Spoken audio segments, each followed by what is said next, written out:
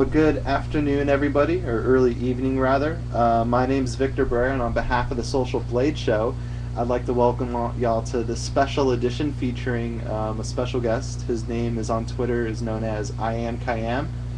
Where are you from, Khayyam? My mother's womb originally, but Saskatoon, Saskatchewan is where she laid me down. Oh, cool deal, cool deal. Saskatchewan, all right. It's cold up there, isn't it? It's extremely hot and it's extremely cold. Summers you get the 35 to 40 degrees Celsius. I don't know about you Americans what that converts over to, and then the winters are anywhere from -20 to -50.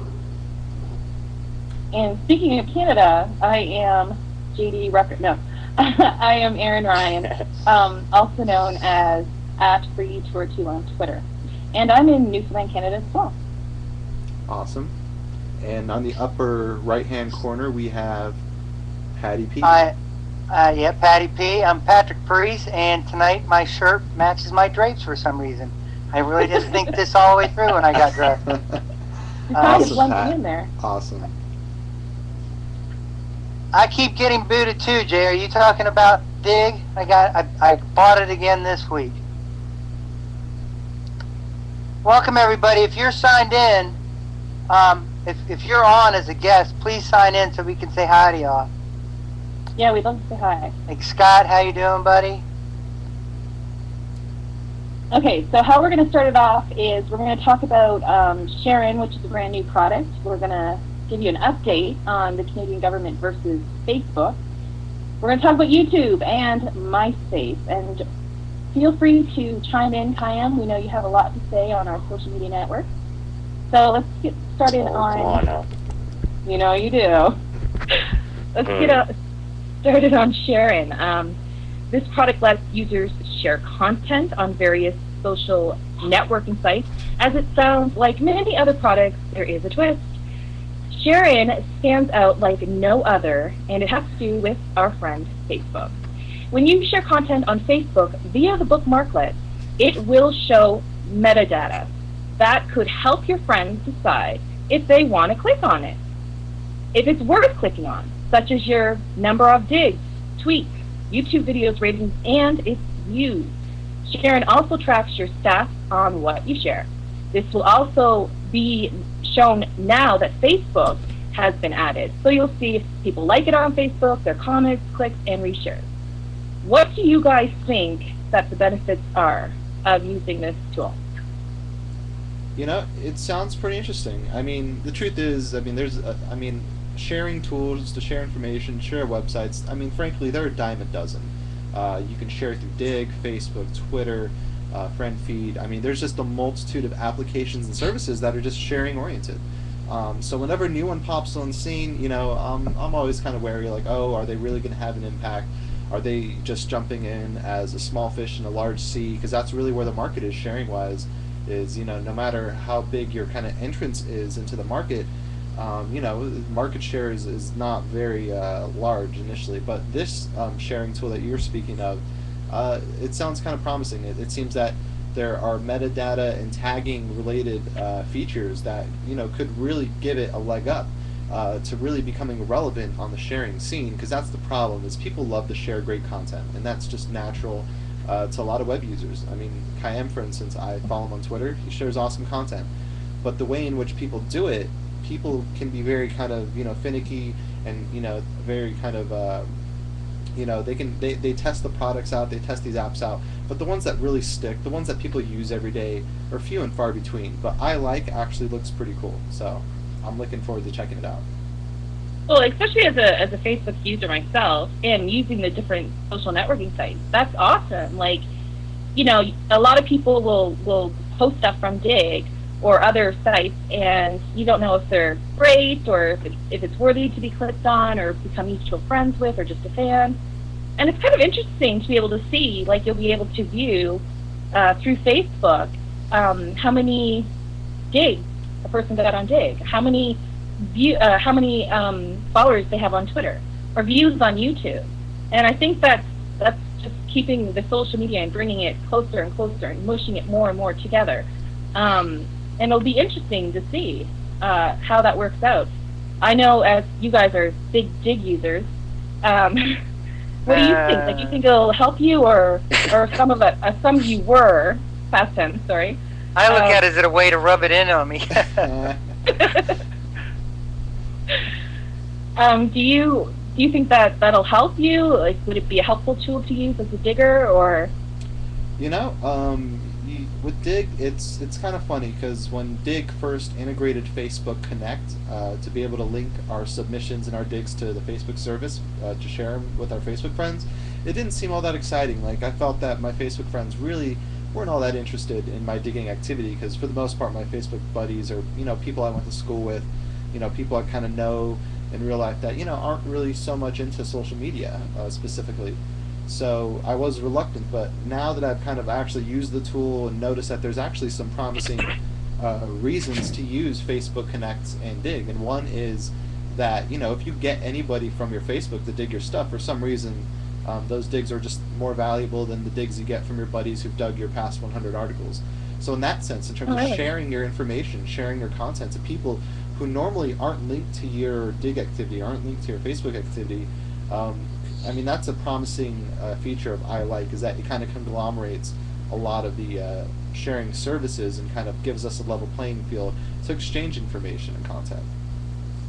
Definitely. Yeah, and like, and what I see it as doing is, I mean, I'm kind of against any kind of bars on top of any kind of window to explain where it's coming from or who gave it to you or how many, you know, points or whatever you have. But the thing is, it does lend to the content and the I'll borrow a phrase from Chris Brogan, a trust agent.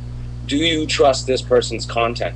I've managed to spit out so much spam links that it's not even funny, and I joke about being spam, but it's not. It's great content, and I'm known for that. So I will get people, if I tweet something, they won't even bother to look at the link because they know and trust the content that I'm providing. So to have those statistics to back up your like content is king kind of saying, it's not a bad thing. I can't see it being a bad thing. No, you bring up a good point with the safety issue. I know that there's certain people on Twitter. Yeah, I don't trust the links because I don't know, and I've heard so many things about, you know, this link caused this person to get hacked into, and so, you know, that brings up a really good point, Khayyam, that basically, you know, it can help you with sorting out your bads and your goods. What do you think, Pat? Well, I mean, honestly, and it's no secret that, you know, even though they banned me, Digg is my favorite social media outlet, resource, whatever you want to say, and I enjoy using it. And although I've been on Twitter for only 4 months and Facebook now for 4 days, I kind of look at Digg. I kind of look at hello. I kind of look at Digg as being spam. For the people that aren't interested in Digg, I think it's shown as spam. I think it's there's no other way to look at it. I mean, if you're into Digg and you like it, great. You're getting these links and you want to check them out and you find them and you like it. Khayyam, are you on Digg? I sure am. Okay. I'm just curious, as you're more into Twitter though, correct? I'm not a hardcore digger. I'll dig a few here and there. I've got all my, anything I dig gets thrown through Twigget and goes right into my stream. So, I mean, not a hardcore user, but a user enough. All right, well then, remind me to get your username for when I come back sometime soon. But anyway, but no, what I was getting at is if I'm not really into finding out how to make money on Twitter, so all those resources and tweets that I get telling me how to do so just represents another piece of spam. Now, why don't I get rid of them? Because I like the numbers, you know, getting... Ooh, wait a second. Whoa. Rewind. You like what numbers? The followers. Really cool. I got state beef with followers. So I'm curious as to the reasoning why someone would want to procure so many followers that are just useless. probably accounts that some internet marketer is like, okay, yeah, let me make $4,000 off this tweet. So I'll have 152 accounts that I'll work with Hootsuite, and I'll spam the shit out of. Sorry, I swore. I'll spam the whatever out of everybody. They don't exist. They don't have any relevancy. They're just a number. They're a statistic. So now I'm looking at it going, well, why are you padding that number? What reason do you have to pad it if you're useless? It's like, you know, having 16. No, I didn't say they were useless. I don't think I ever said it was useless. It never called useless. I call them useless because they are. Okay. What benefit do they have to me? Like if they're following me, and they're a spammer, like I keep on getting that, hey, I recommend blah blah blah. Well, it's not for me, so I block them and report them as spam. It's yeah, sure, it's a follower account, but why would I want that follower counting on me? All right, which we will touch more on later when we get more involved with Khayyam, for sure. Okay. Okay, sorry, Matt. Go ahead. no. And before I end up, you know, I mean, I can see what you're saying. I totally agree, and I don't want to get too much more into that. But I mean, again, I am new at this as far as Twitter goes, and you know, to me, outside looking in. Let me see. Try that again. Try again. All right, go ahead. I'm sorry. Who are you referring to? Everybody else, go ahead. Okay. Well, we were talking about our twins on Twitter. Let's talk about our friends in Facebook. As I reported a few weeks ago about the Canadian government versus Facebook, the Facebook's privacy policies asked for Facebook to make some changes for users to be aware that their information was being shared with developers, as well as to stop the usage of SB Friends info given to developers for games, even if they're not playing them. So this past Monday, after a 14-month-long investigation, Facebook has agreed to make the changes after having an open dialogue with the Privacy Commissioner's office and having a team from the office to go down to California at the Facebook headquarters to go through the details. Now, Facebook is not revealing any details of the agreement, but last week they did make some changes to their statements of rights and responsibilities. So, thus far, developers on Facebook will now have to state to the user the data they plan to use and how they will use it. And when you choose everything, you know that everything function after you paste content or add pictures or whatever you put, any type of content on Facebook, and it says everyone, you want to share it with everyone. Well, it literally means everyone. Just be aware of that, including people that are not using Facebook. So that's your update of the Canadian government versus Facebook. But still speaking about Facebook, MySpace announced that it has acquired iLike for its site. iLike is a service with 50 million users thus far and allows you to listen to and share music all across our social networking sites, as well as through iTunes plugin. The reason perhaps is due to the fact that MySpace is no longer the world's top social networking site. Big shock. Sorry, Pat. Okay. I'm here. Can you hear me, guys? Hey, what's up, Andy? You can. Welcome back, cool. Andy. No echoing. Everything's cool. No echo. Everything's chill. Everything's wonderful.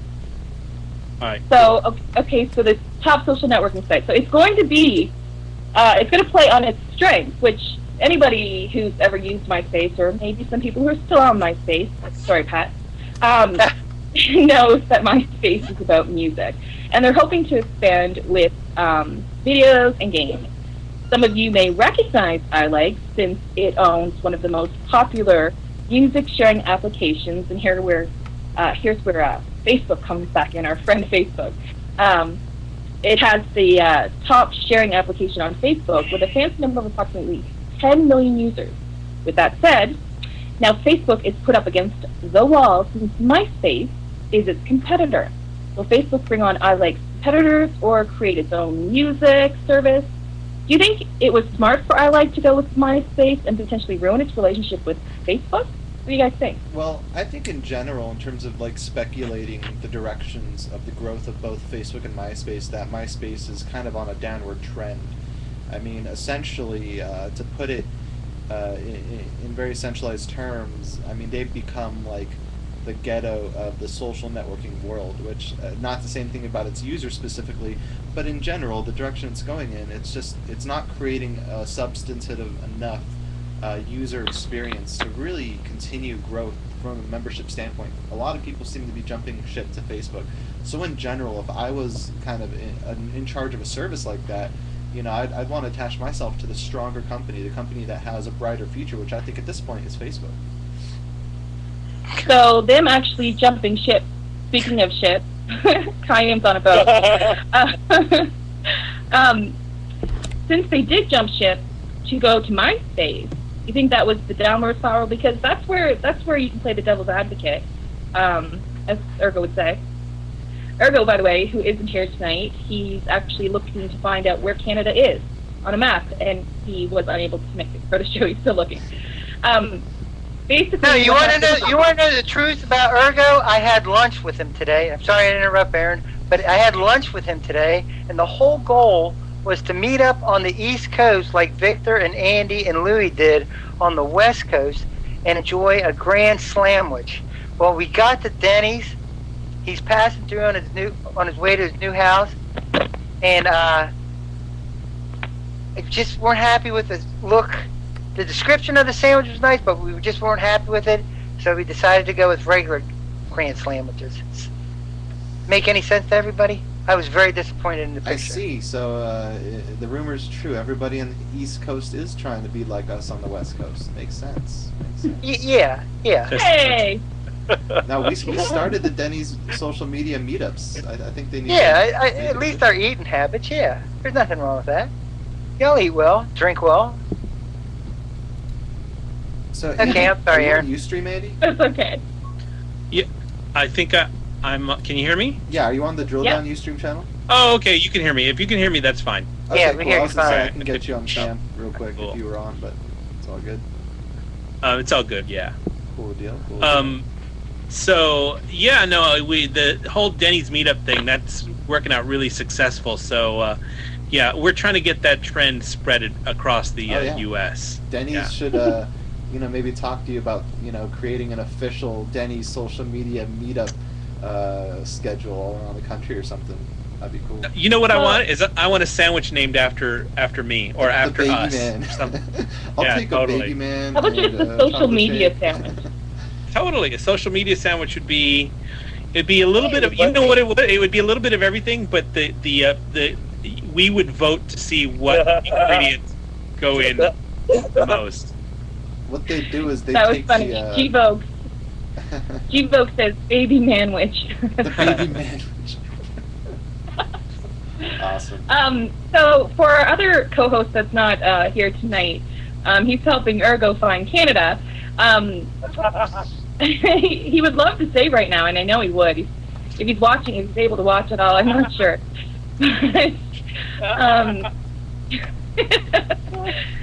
He would actually say right now, we are currently being sponsored by Denny. That's pretty shady.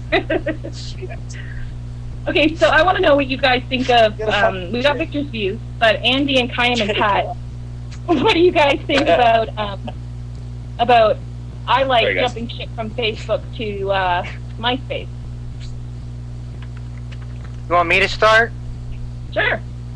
I've been on MySpace for probably 3 years. I haven't been on MySpace in probably a year and a half. I got on Facebook. I joined Facebook Sunday night. I found my wall Wednesday morning. I have no clue what I'm doing in either site. I'm trying to figure out how things go. There's apparently some poke thing you can do. I have no idea how to poke. I'm pretty much lost other than outside of Digg. Isn't that the reason why you got on Facebook? Yeah, so I could friend the Social Blade show. Or poke. Right. Speaking of that, we have a brand new fan page for Social Blade on Facebook. So you guys should definitely check it out. We'll actually have it linked to our blog in the coming days, but just facebook.com/socialblade and become a fan of our show, because we love you guys for tuning in and supporting us every week, and we'd love to interact with you in the social media form as well. So hit us up there. I know we have a story here on YouTube, and Urgo would love the YouTube. Before we get into the Twitter world, we have a story on YouTube. Have you been seeing a lot more Time Warner ads on YouTube lately? Has anybody noticed that? I haven't really noticed. No? I haven't really noticed as much. But I saw this story that you're talking about. It's about more content on YouTube, like more high-end, big media content on YouTube. That's right? That's the one? Yeah, YouTube is actually going to start looking a lot more like Hulu.com, which makes me cry a little inside, and I'm sure Khayyam's going to cry a little bit too, because we Canadians have no access to Hulu. Hey, speak for yourself. I've hacked around it, so. Oh, wow, you want to say that live. Okay. He did everything legal. And basically, they're going to look like Hulu because they want to look more mainstream, using videos and adding videos to their site from TV and movies. That's Time Warner. For example, just last week they aired Ghostbusters in celebration for its film's 25th anniversary. Yesterday, YouTube decided to partner with Time Warner, which means that for those who live only in the U.S., I will repeat, only U.S., but if YouTube and Hulu is listening right now, by any chance, or if you're a friend of a friend of a friend, or a twin of a twin, hook us Canadians up, because, we're your hat. We're your friends. We're your tooth. You know what I'm saying? Okay.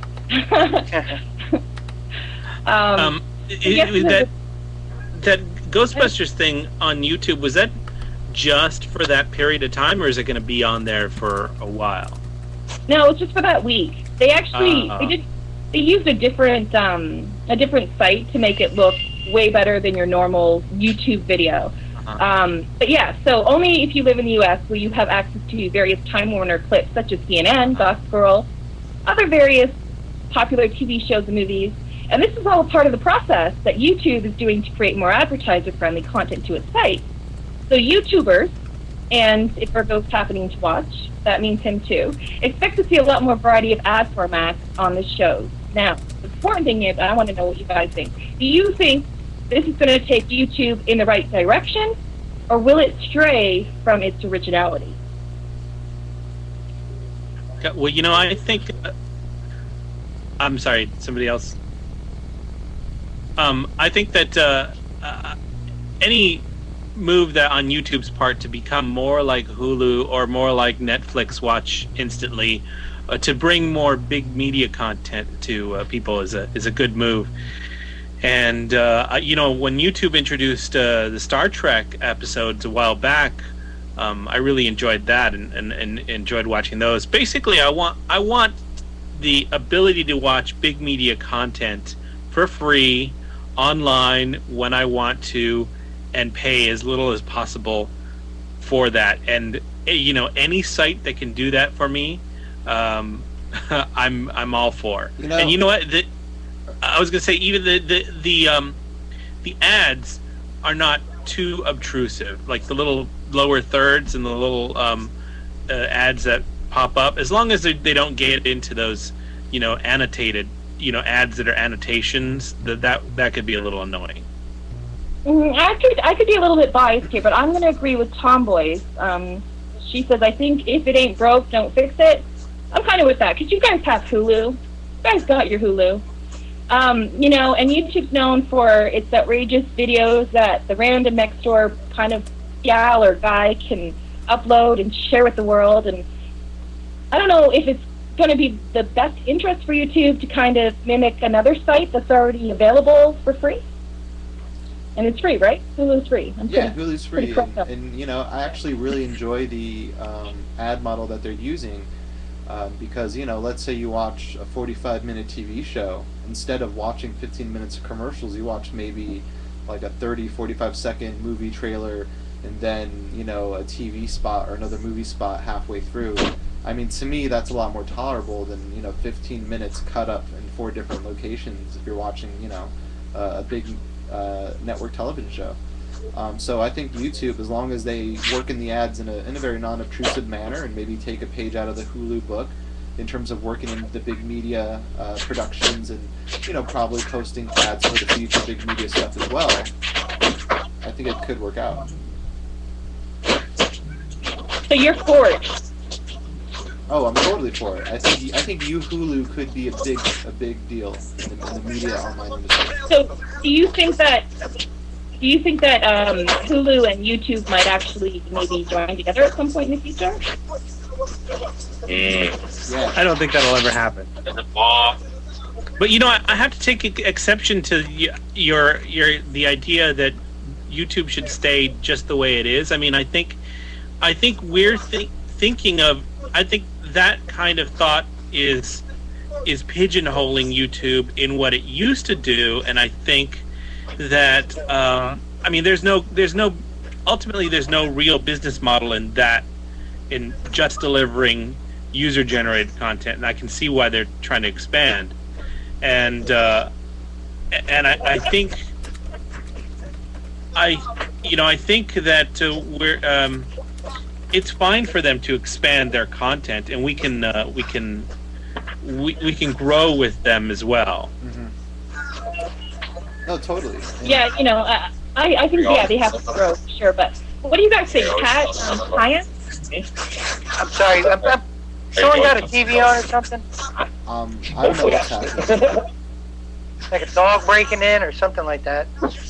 No, I'm totally clear here. I don't know where that sound's coming from. Yeah, I'm clear here too. Are we gonna blame Canada? Khayyam, do you have music going? I by default blame Canada for just. Oh yeah, I have music going. Hold on, it's down way below. Can you hear it? Yeah. Yeah, I got these great ears, dude. Try and turn everything off. Make sure it's not me. There you go. Yeah, that's way better. So yeah, Andy, Yeah, there we go.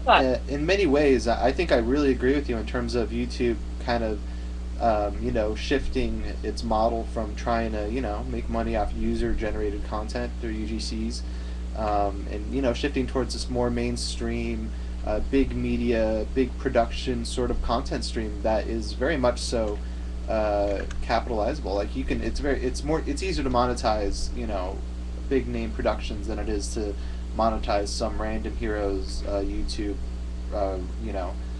tirade or something. So I think in the long run, it's definitely gonna be very beneficial. And Hulu sounds like a pretty cool juxtaposition of a project. So I'm interested. So what about you, Pat? Well, again, I think it's good. I mean, I have to agree with Tomboys when she said if they want to watch TV, let them watch TV. I don't think they should really be charging for the internet, and I think any attempts where they try to charge people for whether it be news, music, anything, will lose listeners, and someone will provide the same, maybe not as well, but the same source of news and music for free. So why even bother? Khayyam, the Canadian Hulu. What do you think of YouTube and its changing ways? It's always going to have to adapt to its environment, right? So with a changing environment, they have to have some kind of competitive nature, and so what they're going to do is experiment with whatever they can, make their partnerships with whomever they can, and they're just going to start paddling away and see if it floats, right? You have that with a lot of people, and then Hulu seems to be dominating that industry. Well, I mean, to use up that much bandwidth and not make an extraordinary amount of money just doesn't make sense to them. So they need to offset that a little bit. And if that pisses me off, someone else off, well, it's going to happen because it's change. And well, when you get into that comfort level, no one wants the change. But as always, there's always something that pops up around the corner. something that's newer, better, different, whatever it is. So everyone's going to find what they need. If YouTube pisses them off, then they'll start going over to Vimeo or Flip or whatever it is. There's always something there. True. Yeah. You had a story about Andy, didn't you, Pat? Yeah. Kind of segue into it really quick for me here, but okay. Hang on 1 second. Sure. Andy, you're here, right? You can Yeah, help I'm me out right with here. this. Andy, yeah. Let's see. I lost the tweet. Damn it. You talk about my Yeah. tweet that- Yeah. I would like to mention. Go ahead, Andy. I kind of blew it. I lost Okay, the tweet. no worries. I took a Skype call during this, and I lost where I had it. I basically tweeted earlier in the week, yesterday I think, that I can finally announce that the film that I've been working on for 3 years, I'm sorry, a year and a half, it feels like 3 years, is up for the is in the Toronto International Film Festival, up Awesome. for Oh, as wow. an official selection. Which Nice. film Well, is this? congratulations. Thank you. So what movie is this? Yeah, which film? It's called Waking Sleeping Beauty, and it's directed by Don Hahn. And Don Hahn is was the producer at Walt Disney feature animation for such hits such as Beauty and the Beast, Aladdin, Lion King, Hunchback of Notre Dame. So he actually lived through this period of time, and the movie is about the inner machinations of the studio of the Walt Disney feature animation during that period of time, from just before The Little Mermaid through the end of The Lion King. Oh. So if anyone's interested, not necessarily in the making of those movies, but in what was going on in the back, behind the scenes, behind the curtain, behind the ears of the Disney studio during that period, it's really a fascinating tale of an almost Shakespearean tale of corporate backstabbing and underhandedness, and a lot of labor of love in between all of that. Kind of like social media. Kind of like Twitter. Hey, Andy, is this the first project that you worked with these people before? That you Yes, published? I came in specifically to work with Don Hahn on this project, and now the project's ending. We're wrapping it up soon, and I'll be leaving when that project is done. Any chance of you working together with any of these people again and doing either a project along the same lines or something in a different avenue? Maybe not so much a movie, maybe a TV show or something else? Well, they don't really have a project quite like this. Is a one-of-a-kind project. The project we just finished just before this project was Earth, which was basically a re-edit of the BBC miniseries Planet Earth for theatrical purposes, and so we recut that, and that had its theatrical run, and then we went on to Waking Sleeping Beauty, and the stuff that they've got that they're working on the future schedule is more along the lines of more of those Disney nature films, like I can't really talk about what's going on. Well, sure But you just think more in that same vein of the Disney nature tales, like Earth, and that's kind of what they've got on their slate ahead of them. But it's always a possibility. Yeah, there's just the schedule does not basically they're not working on anything in post during that period, so I'm off the schedule for that period. But they can always call me back if they want to. Right, that's true. I don't know. I mean, you did at one time work for Disney. Is that how you got the opportunity to put this on? Before I worked with this studio, which is Stone Circle Pictures, I worked for Disney for 15 years. So, and that is how I knew the people who had already worked with Don, and how I got that gig, basically. And I'm not going to Toronto for the film festival. Not in my schedule, unfortunately. Well, when you say you work for Disney, you work for their production company. You weren't actually out there in Disney World, like shoving workers in front of the monorail or knocking them off the stage. No, not hitting them over the head with a folding metal chair. Yeah, well, it got kind of rough over there for I guess it's Disney World, which is on the other side of the coast, our side of the coast, didn't it? Sure. Yeah, from what I understand. Kind of a shame, yeah. That's too bad, really. Yeah, well, the whole studio, you're talking about, the whole studio is experiencing layoffs and attrition, so. Yeah, brutal. This episode of Special Blade is brought to you by Disney. No, that's wonderful, Andy. I'm actually going to look forward to seeing that. So right now it's going to Toronto, which is a trending topic. So, I mean, this is a Canadian show tonight on Twitter. And Victor has a story on Twitter, right?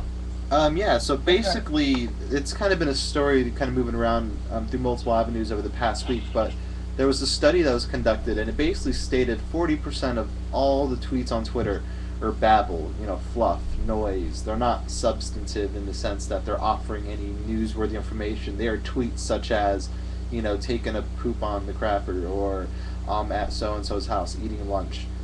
So that's kind of what comprises 40% of all the tweets.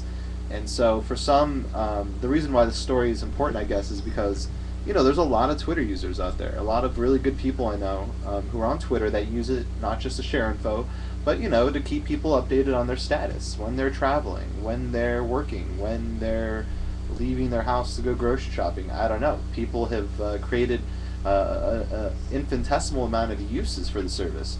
But my question is, to what extent does this study have an impact on the people who are trying to, monetize off social media, off of corporate Twitter accounts, off of business accounts? I mean, at what point does it cease being a social service and a tool for businesses to, capitalize on brand reputation and management? What does this say about the way that not just individuals tweet, but businesses tweet as well? Because they were taken into account too. So, Khayyam... and everybody... Sorry. No, I was to say, I know Khayyam's a big Twitter guy, and a few of us, a lot of people in the room are, that really enjoy using the service. I personally definitely use the service, don't use it obsessively or anything, but, whenever I tweet, it's usually some link or something I found that's interesting, or something I dug that I wanted to spread around. So, but for the most part, I'm not the kind of guy to put a lot of fluff updates, so to speak. So I'd like to get everyone's perspective on the issue. What are you tweeting, and what do you think of the study, I guess? I put fluff stuff up there sometimes. I mean, I do that on Facebook too, and some people complain about it and stuff, and some people can unfollow if they want to. I mean, we all tweet differently. But, we have Khayyam here, who's our special guest, and for those of you who don't know who Khayyam is, he's Khayyam Wakil, a.k.a. I am Khayyam. He is the #1 tweeter in his region of Vancouver, British Columbia, and of all of Canada, which is pretty impressive, since he doesn't have a massive following of 140,000, just pulling that out of my hat.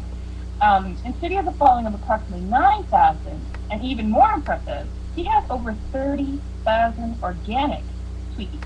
And according to TwitterGrader.com and Twittalizer.com, he is number 90, and that could have changed, but he was number 90 of the top tweeters in the world, and that is out of 3,293,223 tweeters. How does he do it? Khayyam, welcome to the show. Thanks so much for joining us. Thank you. You've been here all along. I know you haven't been able to say too much, but I wanted to touch on Twitter and not get too involved. Sure. I know you're passionate about Twitter. So, according to BitRebels.com, you are one of the top 10 people to follow on Twitter. What are your thoughts of this thing we call Twitter? Oh, it's fantastic. I mean, I've been a loser for about 14, 15, 16 years doing all of this stuff. And finally, there was a tool that allowed me to do it really well and share it with everybody. So it was very natural for me. At first, I mean, I was confused as hell. I got onto the web app or the web interface, and it was the stupidest thing. I didn't get it. I didn't understand it. And from all the people that do get on Twitter, that they're like, hey, you're on Twitter. Can you give me a hand? Let me know what to do. They're all using the web interface, and so they have no idea of people even replying to them. I had someone, a DJ in town here, who had been using it for 3 months and had not even known where to go and look for their replies. And then I hooked them up with a third-party app, and boom, right in front of them they had that. So at first, yeah, it was kind of weird. I didn't get it. I dropped it. I thought it was the stupidest thing, and then went back in, end of October, and I got in with like Calvin Lee from Mayhem Studios and Andy Sowards and Adverts and like One Love Girl and a lot of the, like, I guess we call them old schoolers, or I call them old schoolers, but that was my little kind of group that kind of gave me my lessons. And I have to say that I learned a lot from Calvin. I mean, he was that guy at that time, and so I took little pointers from here and there, and you just experiment. I mean, it was all new. Anytime you have something new, you just experiment. You kind of flail around and see what works. And you find that some people will have it work for them, and some people will not have it work for them. And the trend that I find is that the people who will be themselves or will share a part of themselves often do quite well. So, like Victor was asking, are you a fluff kind of person, or do you actually take time to put out your tweets, or how do you do it? Well, how do you? I'm extremely analytical with everything that I do. What I do, like, it's mostly content. What I do is I break it down into a little, like, well, 75% is going to be content or links or something of value, some information. And then about 20% is that, like, talking back and forth and responding with people. And then that small little 5% is the me. So that's like, I picked my nose, I pooped, I went to the store. I have guests and visitors coming on the boat with little beautiful dogs. How are you, love? Hi. Doing well. Let's see. Hey, guys. Yeah. So, oh, there's a lot of people. It's the whole world. Sorry. Hey. So yeah, basically what I did was I started figuring out that it was content always goes up to the top. And I mean, I could joke around, I could do this, I could do that. I'm not the most engaging person in the world. I mean, I try, but there's a point where you actually have to have a life, and you can be on at the same difficult time doing this kind of more thing the same. So I don't really get that. So the way I interact is I just share links, because I know that people will have some benefit of it. I mean, they'll be able to relate. Thanks. To it. So yeah. So is that what you would call a quality tweet? I would say that was quality. Yeah. Quality and quantity is what I do. Okay, so that's what I was going to ask you. So, because it's interesting that many of the people bitrebel.com recommend to follow have high followings, such as Guy Kawasaki, for example, with 157,886 followers. Now you have 9,000. So I'm going to ask for those. That's okay. I'm going to ask for those who keep trying to get such high numbers and think that they're going to be seen somewhere. How do you gain stats as being the #1 tweeter in Vancouver and in Canada without having a crazy high following? Well, I'll tell you this. When 2,000 followers, I made 100 on Grader, and that was like the biggest thing in the world to me. I was like, holy smokes, I'm 100. And not even seconds later, I see a tweet from Zybotsu, straight from Grader, saying he was 100. And so I went and took snapshots of it, and he had 47,000 followers. I had 2,000, and I was pushing up the same Grader statistics or analysis that he had. And I was sitting there going, okay, so there's something that I'm doing that is the same or equivalent to him. And so I thought, yeah, I need to get the big numbers. And so, I never went with any kind of automated scheming, scamming, auto follow, any of that stuff, because it just didn't resonate with me. And so had I done that, or if I kissed everyone's ass along the way and said, you're awesome, I love you, you're great, I'd be lying, first of all, and second of all, it's just not me. So I'd much rather be me, be a lippy little kid. I'll speak my opinion. A lot of people know that I do that, and that's why I only have 10,000 followers. I could easily have 20,000 if I really, really wanted to, but that doesn't appeal to me. I do have that kind of that clout that those guys with 100 or 300 or whatever thousand followers have, specifically because I've been putting out content. I'll make you smile. I will make you think. I will challenge you. If that's not interaction in some degree, then cancel my Twitter account and call me a spammer and call it the end of the day. No, you definitely put out quality. Victor was saying, Victor, you can chime in, but he was saying the other day how he just loves your stuff. Like, he loves what you put out. I'd say, I pride myself on the content. Like, anyone can go to pop URLs and copy and paste or just press a button. That's garbage. It's useless. That's for people who don't really care or just want to get some followers or get some retweets. And that's not the name of the game. I'll dig like a mother trucker. I will go to the depths of the earth to find this stuff. I'll find it before it even breaks. I mean, a lot of diggers, they're on point. They know the stuff that's going on before it even breaks. I like to get into that realm, but I use different mediums in order to do that. I build pipes to feed in, thousands of RSS feeds into a filtered stream. And so what I do is I go through my stream, and you'll notice I don't really repeat my tweets a lot. I'll break them, and that's all I need to do. I don't need to go and repeat. What I'll do is I'll go in the morning, have my breakfast thing, I'll do my meditations, and then boom, I'm hitting an RSS feed, and for an hour and a half, I'm digging the crap out of every single quality link I can possibly get, and then I put it into my stream, and it's there. It might be just unloading it, and some people don't really like that.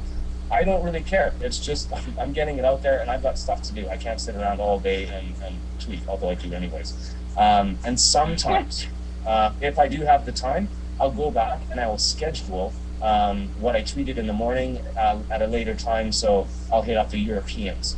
When I didn't sleep, I'd have it. Well, it's just pattern recognition. You'd see the patterns, the waves at what time content starts going at. The UK, it was you wake up at 3 a.m. Boom, that's morning time. You're gonna get a rush. 6 a.m. to 7 a.m. Not too shabby. 8 to 9 it kind of dies down, and all of a sudden it picks up again. Monday mornings, that's gold. It's gold time to share your content or get good content, because everyone and their dog is back to work or back to whatever after the weekend, and they resort back to Twitter. And so that's why on Mondays it's craziness. And so a long time ago, there's this thing called Follow Friday, and it was the most retarded thing I've ever seen in my entire life. Follow Friday is still around, if I'm not mistaken. What was that? Sorry? Oh, I think it's still around. I'm personally not the biggest fan of it. Yeah, no, I don't. But it's still around. It's the biggest spam campaign that's been condoned and been brainwashed as an acceptable feat. Well, let me ask you this, Khayyam. Use it at, because I see some people, they just list usernames, hashtag Follow Friday. For me, when I was doing it, I considered it more of a personalized recommendation. For instance, if I say, here's Mr. Babyman, he's an awesome person, check out his podcast tonight, hashtag Follow Friday, would that be considered an acceptable use of the trending topic, or do you think that's... Well, you know what, I made a little video about it, and I'll send you a link. You can go take a look at that. I addressed all those issues. Now, the thing that I have a serious issue with is the foundation of this whole Follow Friday. And it was Neil Baldwin, he writes from Nashville and stuff like that, and he created it as a game, not as a recommendation system, not as something to further the advancement of communication and engagement. It was a game. And anytime you have a game, you need a winner. And anytime you need a winner, you're going to have a loser. So you have competition. So everyone wants to be a prom queen or a prom king, and that's exactly what it was. And if anyone tells me otherwise, you're full of that bracket censored. It was a gaming issue.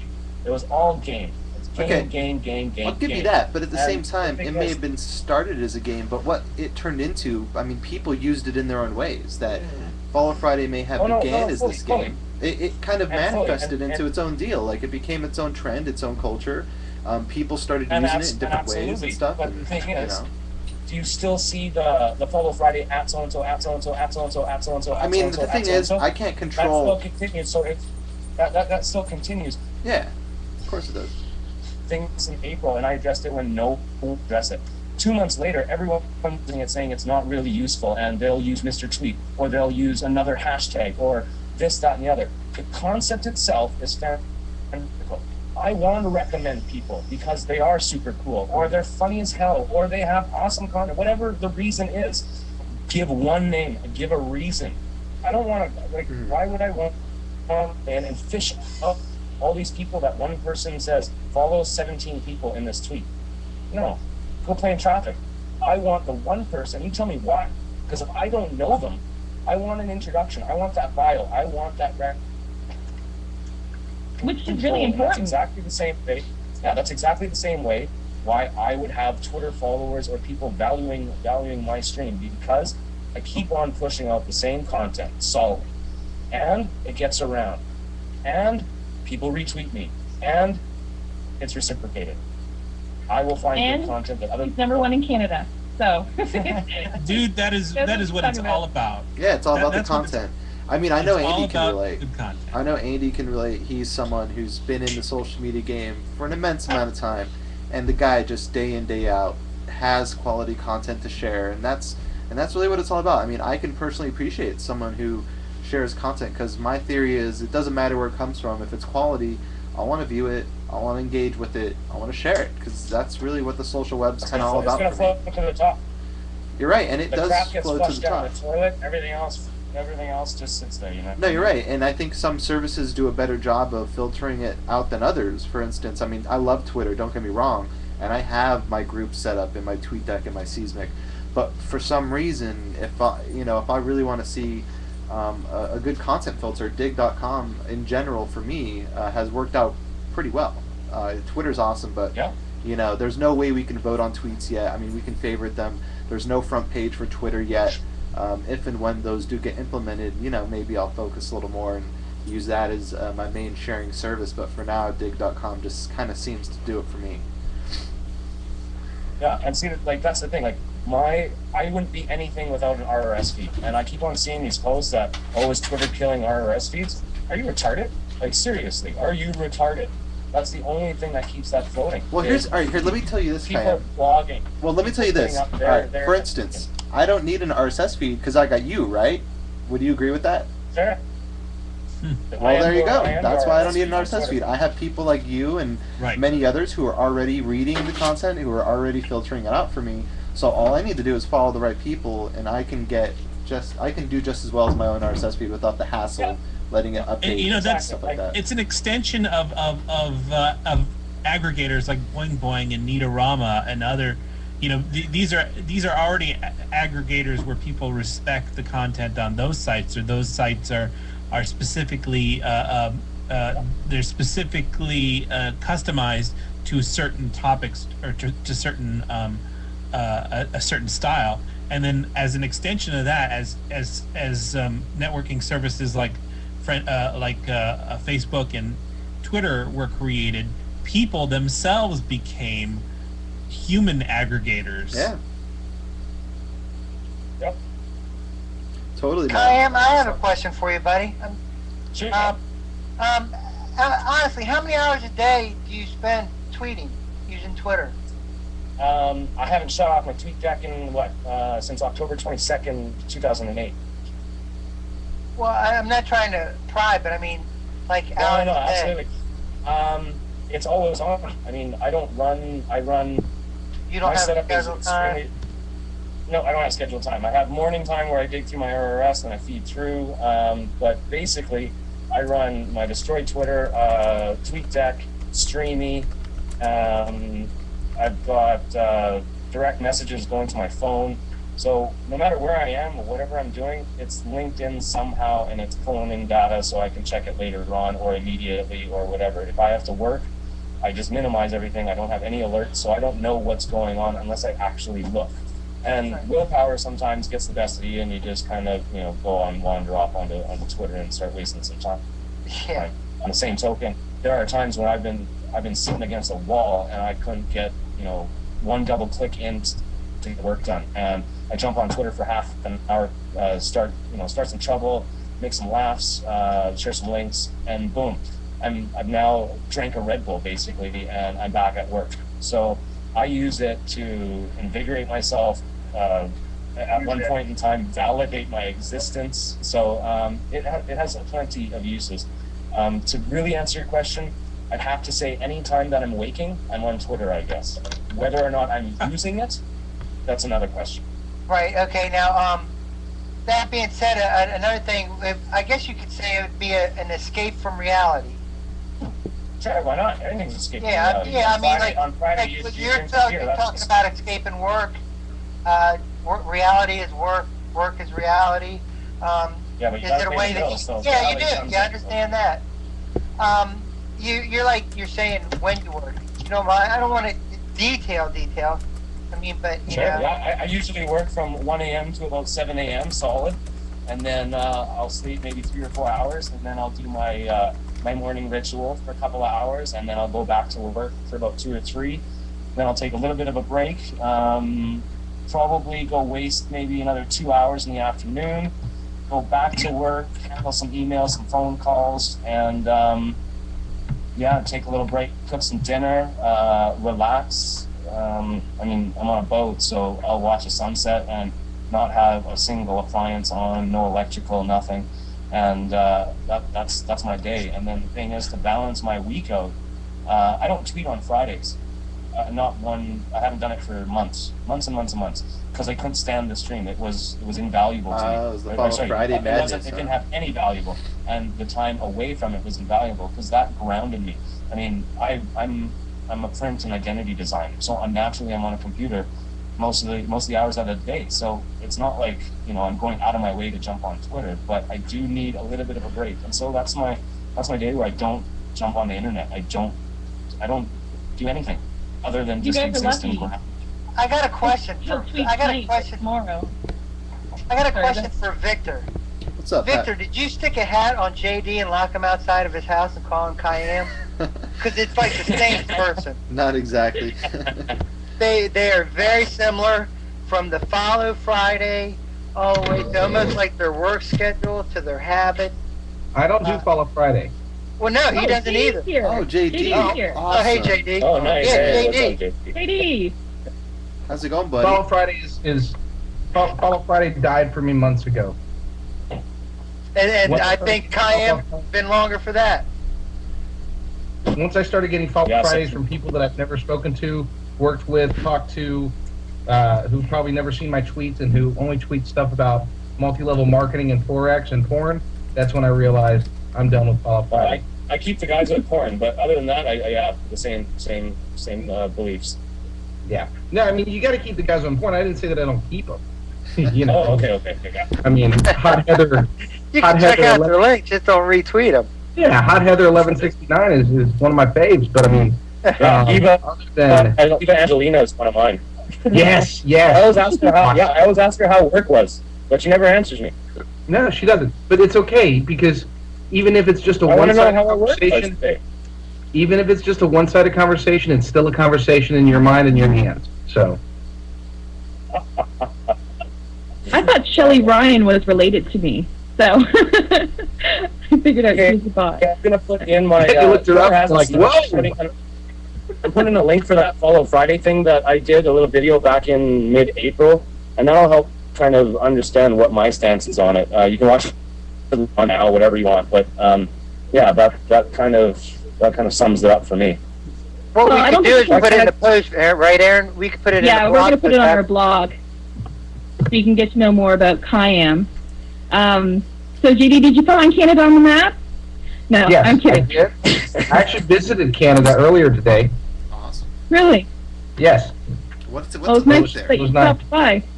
Here, I'm going to post my link of why I'm skipping Follow Friday. I don't think it'll work in the. No, Urgo cut it off. cut it off here. But you know what? We'll have the links on the blog. We got tons of links for Khayyam, so you can get to know him better.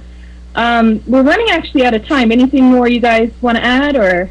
I'm curious, JD, where are you calling from, man? How's it going, buddy?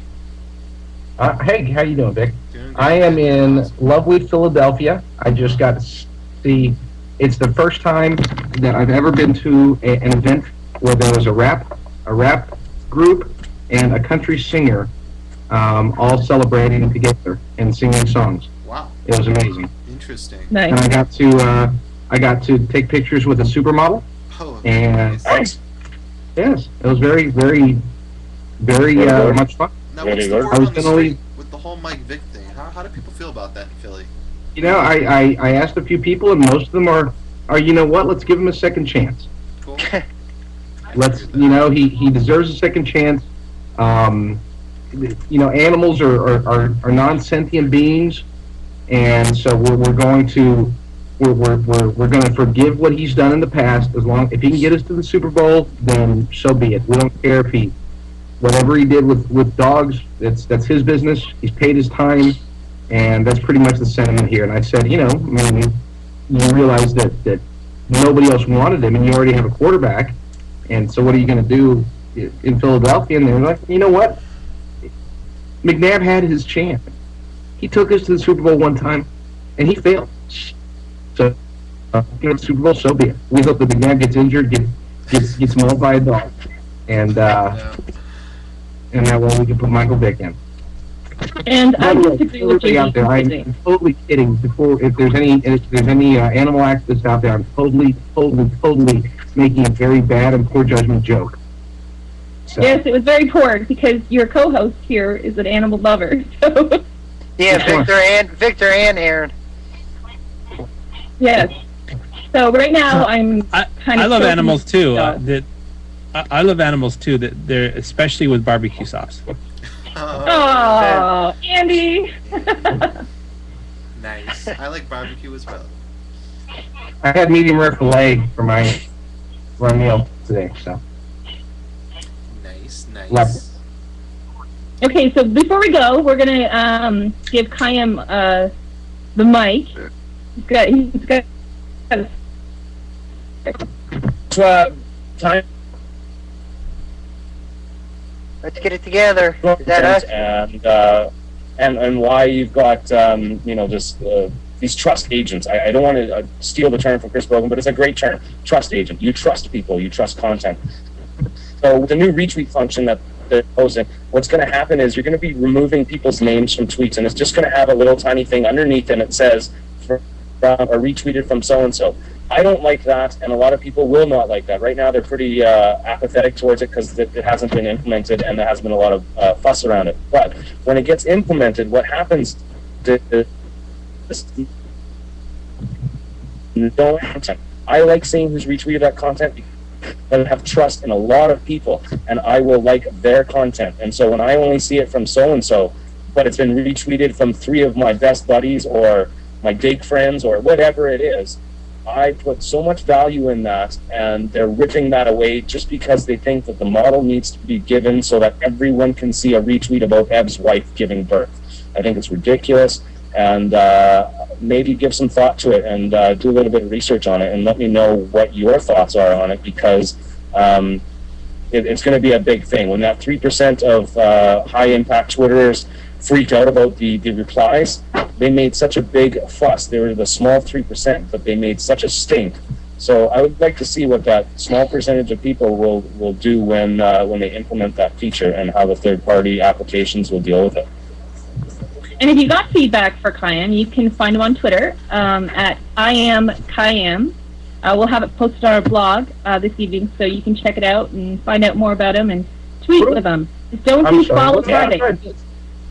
What are you guys? What are you talking about? What am I talking about? Yeah, I've been away from Twitter and Yeah, Twitter. social media for 3 Twitter days. decided to open up the API for like a retweet function, and so that will allow developers to utilize that. But the you won't be able to change them, so you won't be able to add comments like I hate Hitler, but follow me. Let's say I wanted to retweet Joshua Denny's comment there. I wouldn't be able to add my comment and go, I love me, so I love whatever, right? I love Twitter, I love blah, blah, blah. I can't change, I can't alter it. It will remain the same thing. So you lose a little bit of that. You lose a little bit of the humor, the commentary that goes on where you're passing on the information, your 2 cents that someone else can erase, but you're at least stating your 2 cents on it. Instead of leaving a blog comment, you add a little asterisk on your tweet and you put your 2 cents in there.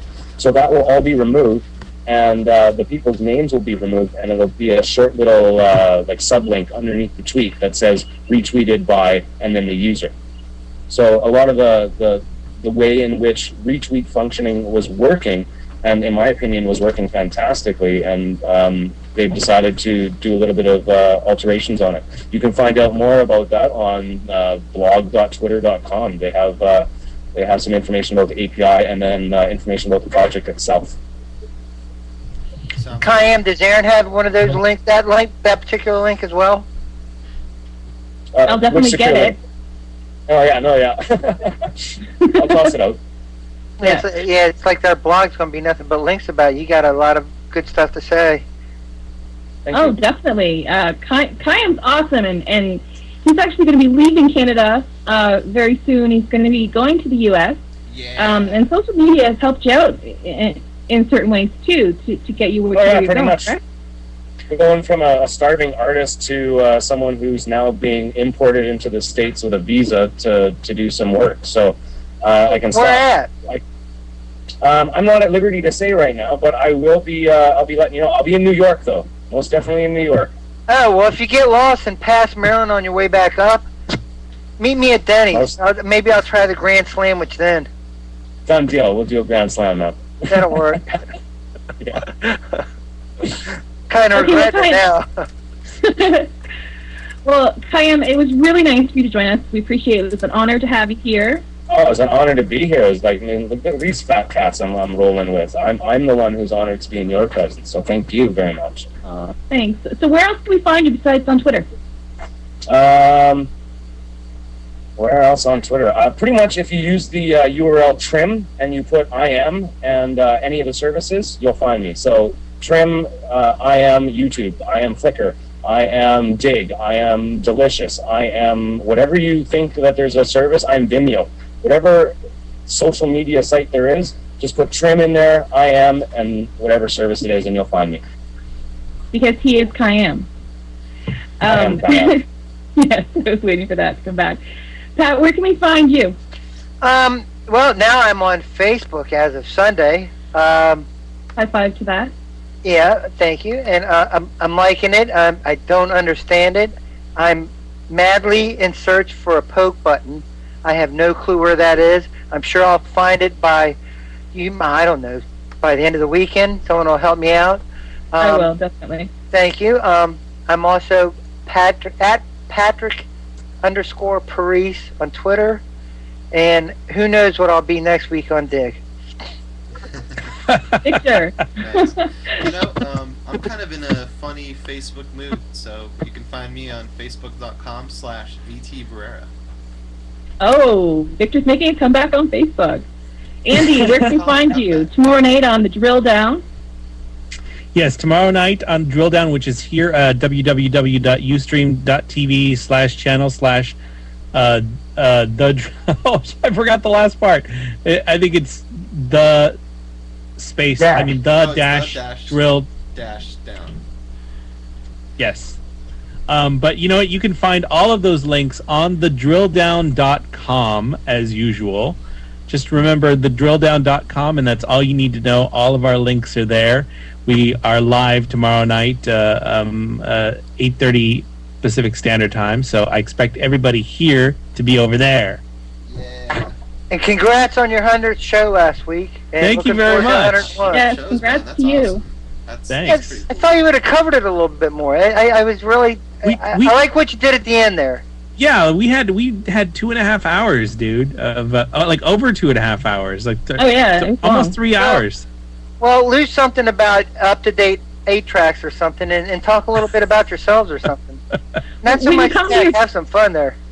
When you come to your 200 episode, just have one balloon or something behind your head. Totally. JD, are you still there? I'm here. I'm totally playing you tonight. Where can we find you? I just want to make a note real quick. You realize we have more viewers than Leo Laporte's live show right now? Who's that? Who's Leo Laporte? Leo Laporte. Exactly. Totally. I love Leo. Has he done anything for me? Has he mixed anything for me? Has he Reddited anything? Retweeted? That's the sad part. As soon as I said we have more viewers than Leo Laporte, 2 of them left to go visit Leo Laporte's show. There's Phil. Leo's on. Excellent. No, you can find me at the Waffle House or anywhere where they have 24-hour coffee and waffles. So And he will there's no serve Waffle you. House close by. Damn it, we just lost another viewer. I'm sorry, guys. Leo's Stop great. talking. Damn, they heard Leo was on and they're like, I gotta go. I guess Leo went live 15 minutes ago. So yeah, wafflehouse.com or you can see me at playspymaster.com. Still doing that. Nice.